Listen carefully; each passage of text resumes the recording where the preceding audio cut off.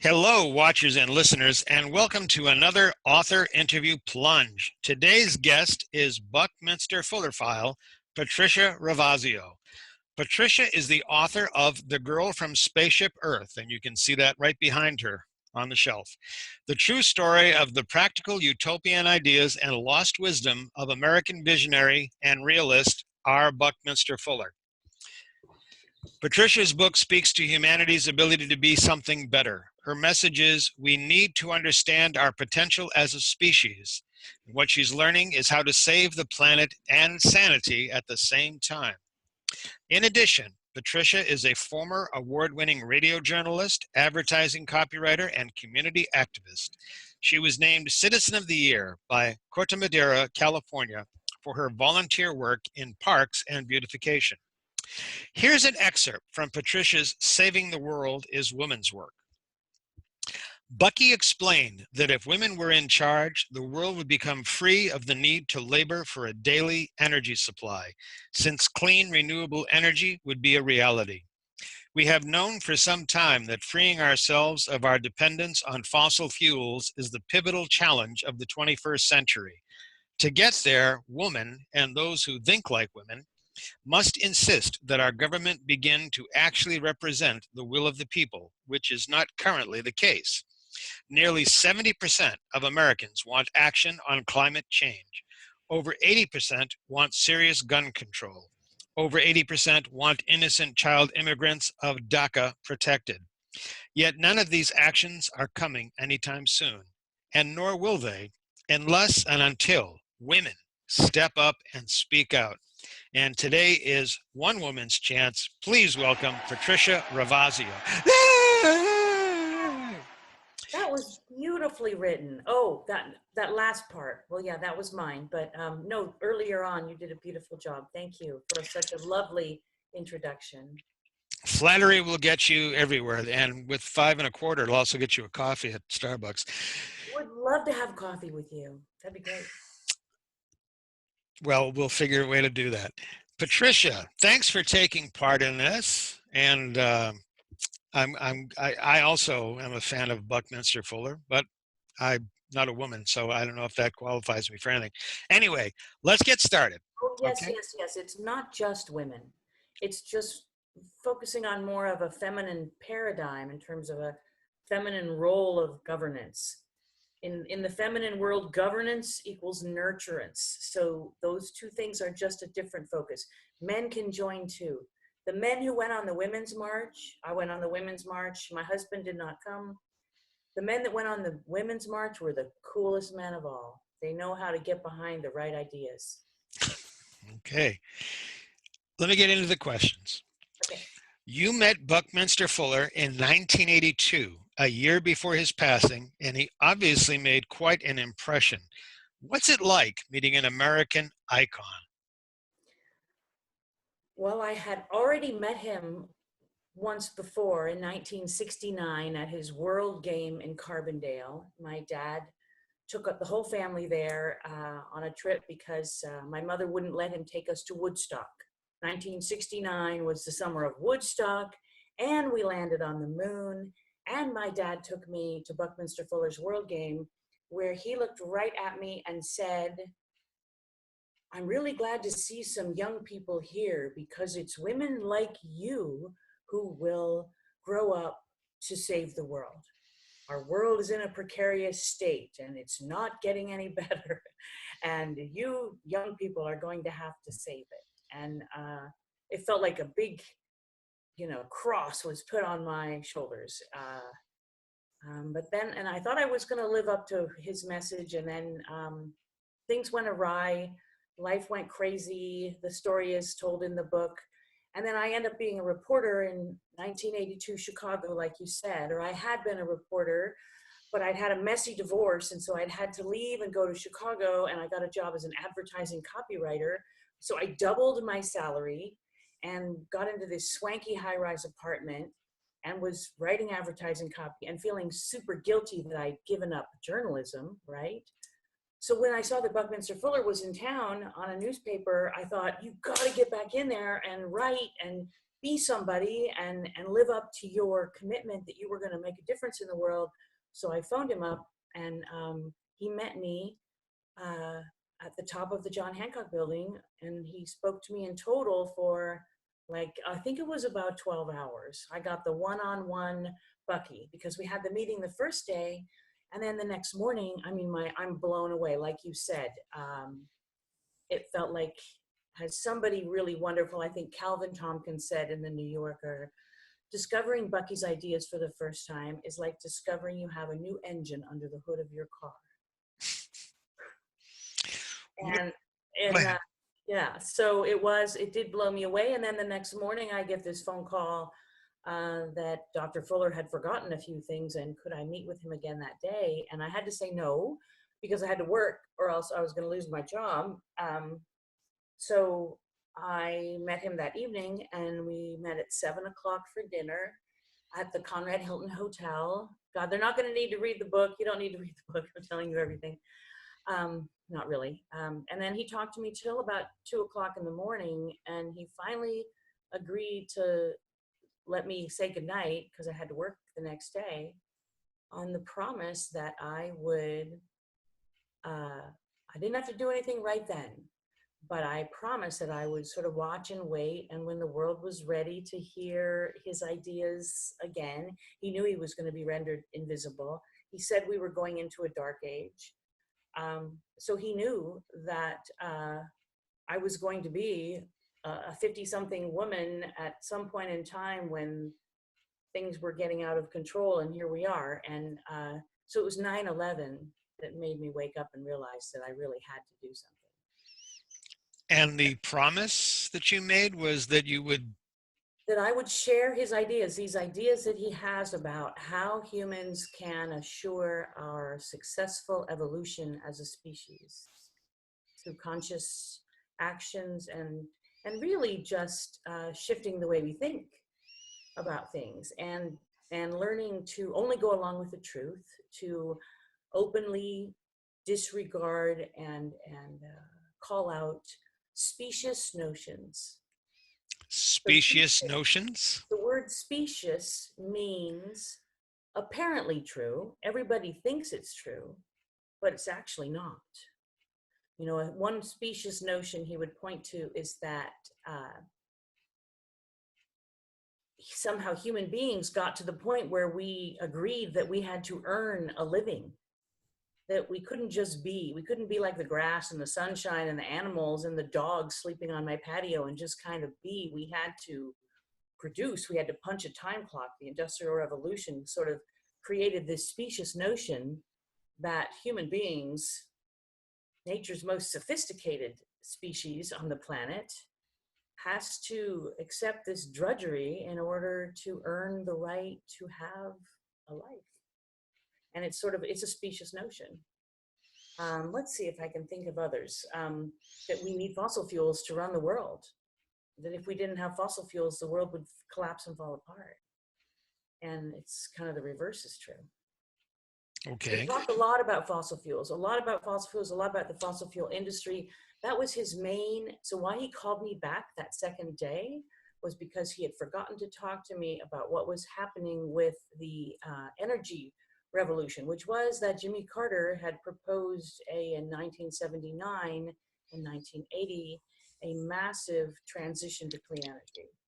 And there were planned to be these big investments by the government. And basically what happened is Ronald Reagan got elected and it all got shut down. And what's happening now with our EPA was happening then. Ronald Reagan reduced the size of the EPA, brought corporations in to help write the laws to regulate the corporations. It was basically the year that we handed America's government over to business and said that for the next 30 or 40 years, I still can't believe this happened, fellow baby boomers. But we fell for this big lie that money was the only thing that mattered. I mean, business, economy, jobs, and never a real focus on what we were doing to the environment or to our health or to our children in the way that we were just making the good old American buck. So I see it ending now, though. There's this great sense of awakening going on in our country right now, and I find it a really exciting time. People are getting Bucky. Whether they end up reading my book or not, it doesn't really matter. I mean, it would be nice if they did, but Well, it's about getting these kind of ideas back into the world. let's talk about your book, The Girl from Spaceship Earth. That's a combination of poems and personal essays as I read it. Would you classify it as memoir, autobiography? Obviously, there's got to be some political philosophy in there based on what you've been saying here. Sort of all of the above. It is a memoir. It's my story of how these ideas and this enlightenment I feel that he gave me about what was sort of really going on with the world, it really stuck with me. And then when 9/11 came along, it was basically proving a lot of the things that he said. So it is sort of one long personal essay, but it does tell the story of, and I'll just go through the major beats of it. That I'm swept away by Bucky actually twice as a child, and then again as a young adult. But then, life goes on as it does for a lot of us who get moved and have passions to do something in the world. I fell in love, I got married, I had a baby, I moved to California, which, by the way, it's great out here. It's not as awful as everybody seems to think it is. And then 9/11 happened, and Bucky had sort of predicted the failure of America in my book. Atop the John Hancock building, he wants to tell me that America is very likely to fail, but that wouldn't necessarily be a bad thing, he said, but in the long run. But in the short run, it could be very painful because our excessive nationalism and sense of patriotism would be our undoing. That it wouldn't war. He's hit one of his quotes: "Future wars will not be fought between countries, but by rogue individuals and groups who have been oppressed by us in the past." And he was very concerned that America had already started, I don't know, 3 or 4 wars since Vietnam, when Bucky spoke to me in 1982. By now, the number is 25 or 26 wars that have been started, first strike, by the American government. Very What do we think that is doing in terms of building that positive sense of, synergy that we need in order to make the planet work? okay. So, is it too late? You say that 9/11 was the big wake up, and things are looking better. The nation, the people of the nation, are becoming more aware and taking more of this to heart. So I guess it's not too late for Fuller's ideas to take hold. Is that correct? Well, I have no crystal ball. I can understand what Bucky would be saying in some ways, because I have devoted my entire adult life to studying his papers at Stanford and reading everything he's written, which most of his books that I think are really great reading if you want to really understand Bucky on the Shelf: Critical Path. And my favorite is Prospects for Humanity, Utopia or Oblivion. And what he said basically was that there would be an emergence through emergency, that things would get bad, but that humans have immense potential and that we would find a way to evolve to the point where we needed to be. One of the other specious notions that I mentioned before, and this one's really important for right now, is the concept of scarcity. So Thomas Malthus, great economist from England, and on down the line, have said that there will always be wars and struggle because there will always be scarcity of resources. There will never be enough. As humanity becomes more populous, there'll be fewer and fewer resources. And how will we, how will we cope with that? And what he said we need to do is understand that, especially because of the rapid advances in technology, we now have the capability for everyone on the planet to have enough to eat, to have healthcare, to have all of the basic life support systems, if we would only focus ourselves on that objective. And to do that is like, I always was like, it's like doing a simple little switch in your brain. that it's not scarcity, it's not competition, it's not this male focused attitude of competitiveness and there must be winners and losers. It's a more feminine, nurturing paradigm that says we have enough for everybody. There's this sense of abundance. If we all relax, there is plenty for all. And if our government, if the American government would start doing that, and that's what I predict, American women, real American women, not Hillary Clinton, who I think was totally corrupted into the male, you know, she was for the Iraq War, she sold fracking all over the world. I mean, I think history right now would paint her as somebody who meant well, but just there's some really unintended consequences of some of the things that we did under that administration. But anyway, Trump is bringing it about quickly. Trump is bringing about the collapse of the American system. And as Bucky said, when something is broken, do not try to fix it. Create a new model that renders the old one obsolete. What is our species' first step to perfect fullerdom, in your opinion? You've given us an awful lot of things. What's the first step? Well, so Bucky always said, this is so interesting. This is one of his aspects of his philosophies that I've really grappled with. He would say, politics is irrelevant. It doesn't matter what happens in politics. It matters what the people do and what individuals do. He really spent a long time talking about not just the importance of every individual to know that their integrity is, one of his famous quotes was, "It is upon individual integrity that humanity's future rests." That it will be the collective will of humanity, whether or not we spiral upward and ascend into something better, a class one species that puts the good of the whole ahead of the good of the individual. Again, that sort of evolution beyond greed into a more of a benevolent kind of posture.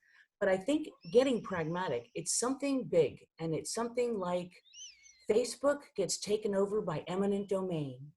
It becomes the public commons. The government says it's too important to allow to the vagaries of the market, and we will take over Facebook and make it the public ground. So it becomes our digital democracy. Everybody has a Facebook page, everybody gets a vote.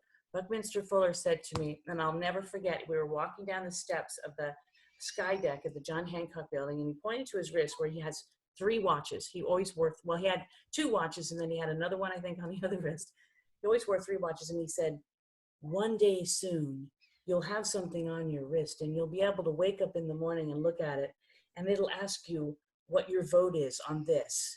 What's your vote on this issue? And you'll get to just weigh in, and everyone else will be doing the same. And by noon, everyone will know how the rest of the world thinks about everything. And that will be he didn't use the words digital democracy. My daughter actually coined that term. She's the one who founded HipCamp, which we didn't even get around to talking to. Are we running out of time? Not yet. Oh, good. I thought you were kind of wrapping up, and I'm like, oh. Nope. As far as I know, we have quite a bit more to cover, but Okay. Tell us about the team behind the girl from Spaceship Earth. Well, I had an agent who was waiting to see the finished manuscript, but something happened that made me decide to self-publish, and that was that Donald Trump got elected, and I knew it was going to take a lot longer if I didn't go ahead on my own. So I went ahead on my own, but I had some great help. So Lisa Poiso was an editor I found on Craigslist. I have found Craigslist to be a really great place to find professional freelance help, because I can say, here's exactly what I want. Please don't waste my time or yours by replying unless you meet these qualifications. So I wrote that I wanted an editor who had done best-selling books. I wanted someone who knew what it takes to do a mainstream commercially successful book. And so that was the rules we put on this book. So that's why I love the reviews it's getting from the librarians and others, saying it's a quick, easy, entertaining read that will fill you with the answers to the universe. And to me, that was the greatest compliment of all when this library in Staten Island said that he put it on his reluctant reader shelf for young people who are despondent over the state of the world and don't feel like reading about anything, that this was engaging and empowering, and especially for young women, would make them feel like they had a voice in the world. So Excellent. that makes me really happy. But yeah, we have ways to go. We're just getting started. Understood. Oh, rest of the team. I'm sorry I didn't answer your question. Ruth Schwartz is a book midwife. She did the entire inner format, all the design, except for the cover, which was Kit Foster, who lives in Scotland.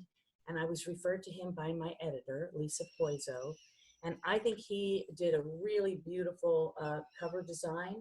I actually gave him the elements. This is my favorite because this to me symbolizes the whole book, which is, and I'm the first one to do this, I think. I should trademark this image, but this is the earth with Bucky's geodesic dome pattern laid over it. So it literally is saying Bucky's ideas, need to cover the entire earth. Mm-hmm.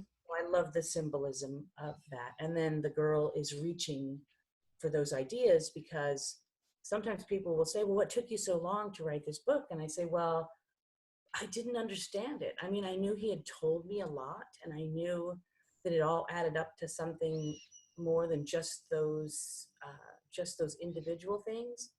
And I think, I mean, I'm still working on it. I'll never fully understand him. He was a genius. Steve Jobs called him the Leonardo da Vinci of the 20th century. And, I was a college dropout. So for me to tackle this material was challenging. And I still get a little bit of academic kickback because I don't have credentials. I don't have a PhD or a master's or any of those degrees.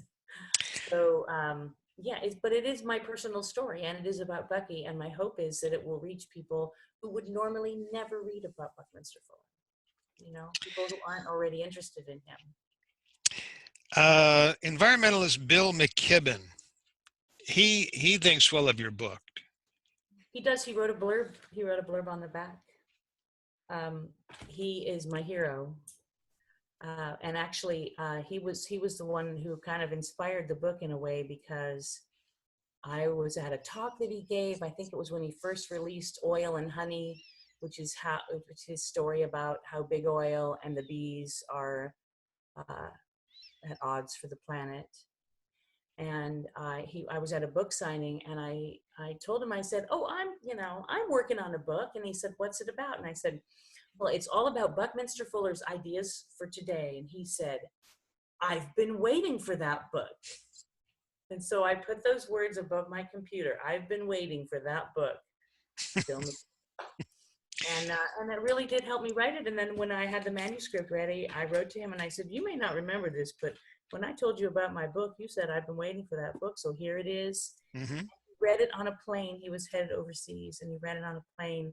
And it was great. He had written me the night before and said, oh, okay, well, I'll get around to it, but don't look for it anytime soon. I'm super busy, with this, I think he was going to Paris for the big climate meeting.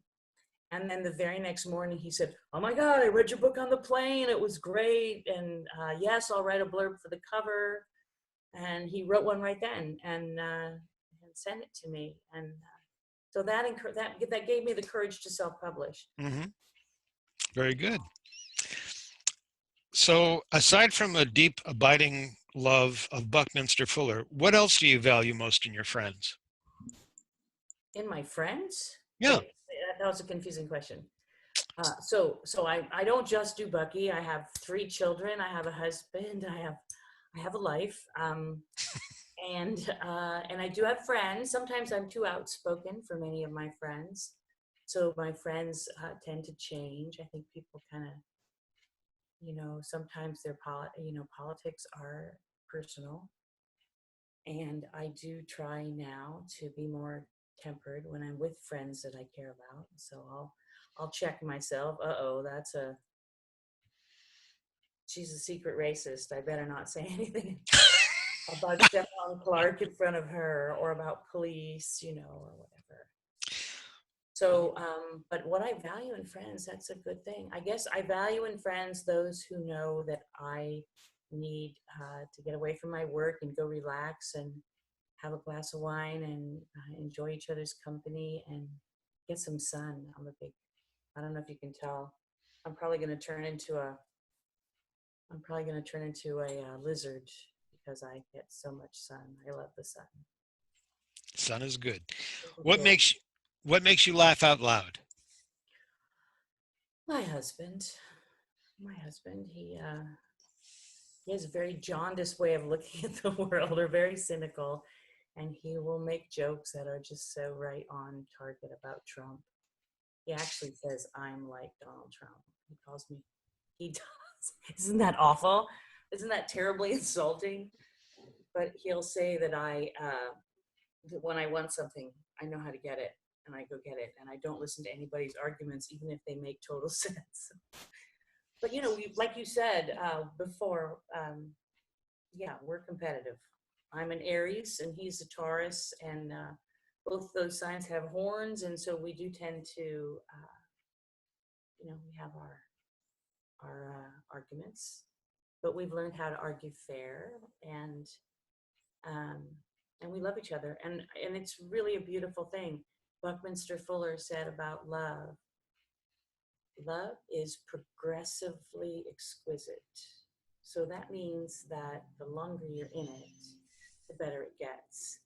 And for me, that's been enough to, every marriage has those times when you think, oh God, this just isn't going to work. I should do something else for the rest of my life. And then that promise that love grows the more time you invest in it is what's, I think it's probably keeping us both around at this point, and our daughters, and the promise that maybe one day they'll reproduce. That would be really cool. Okay. What do you like best about yourself? Whoa, that's a tough question.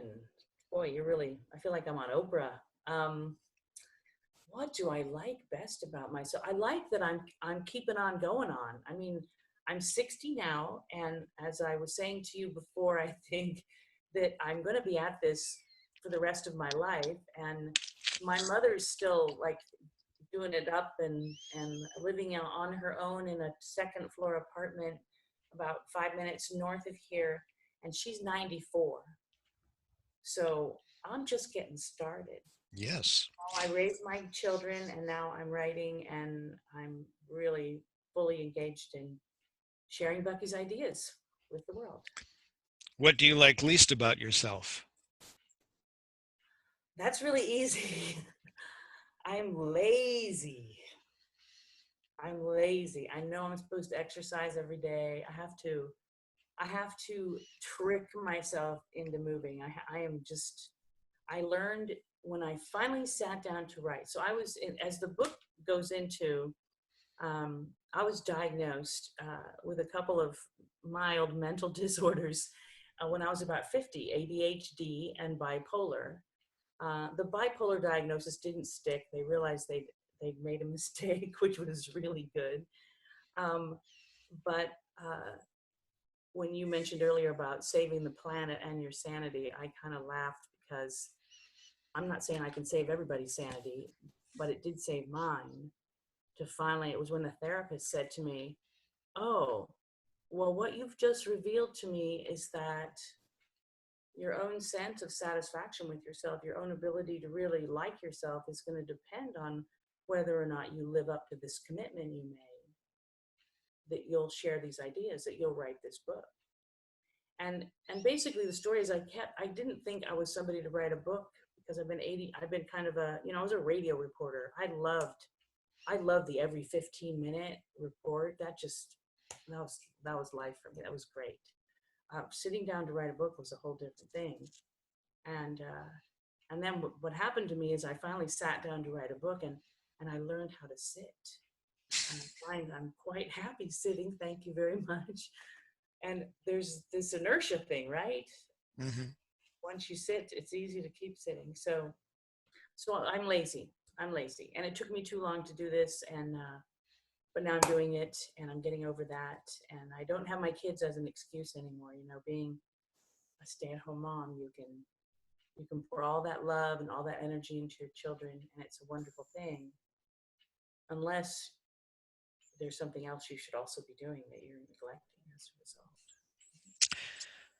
Last question. What question do you wish that someone would ask about you or your book, but nobody has?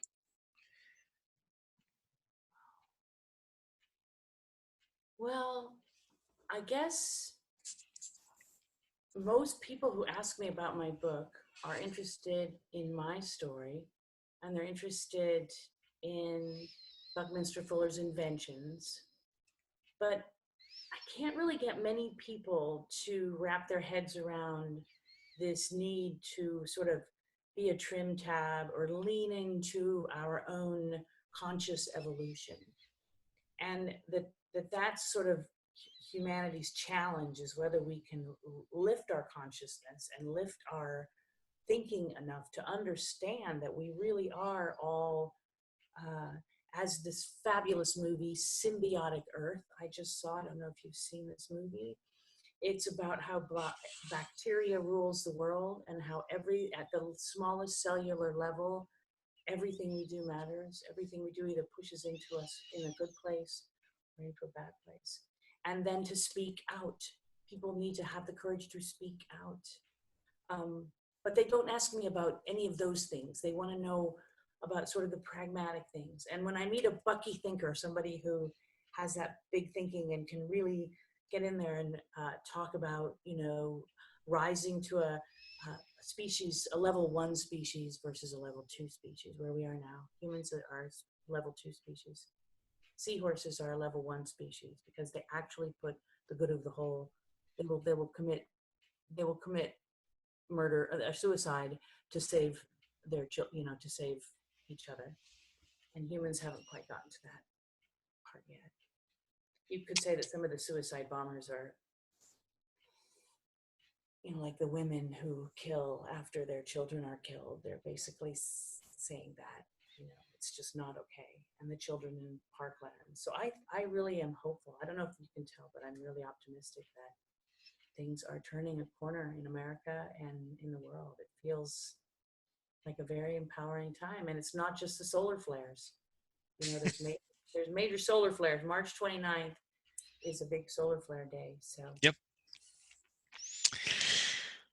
Well, thank you for doing this. Patricia, I was about to say thank you for putting up with me on this. I've talked your ear off, but well, that's for the watchers and listeners to decide.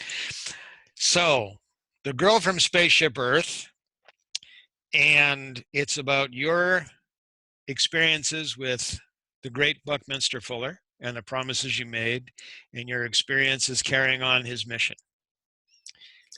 And it's on Amazon. It is on Amazon. So people will have the links underneath the interview, and they can find it as well as all of your social links, so they know how to get in touch with you and find out more about what you're doing and how to take part, correct? Yes, sir. And also, really importantly, I am getting some great response in WorldCat library sales. Mm-hmm. So if you don't want to buy the book and you want to do or you want to do good for your community, call your local library and ask them to buy it for you. And then when they look it up online, they'll see it already got 2 5-star reviews, and we'll be in. And I would be so happy to be in libraries, because that means you're going to be there for a while. Yes, very good. Again, thank you so much, Patricia Ravasio, the Girl from Spaceship Earth. Thank you. Take care. Thank you for doing this. Thank you very much. Bye-bye.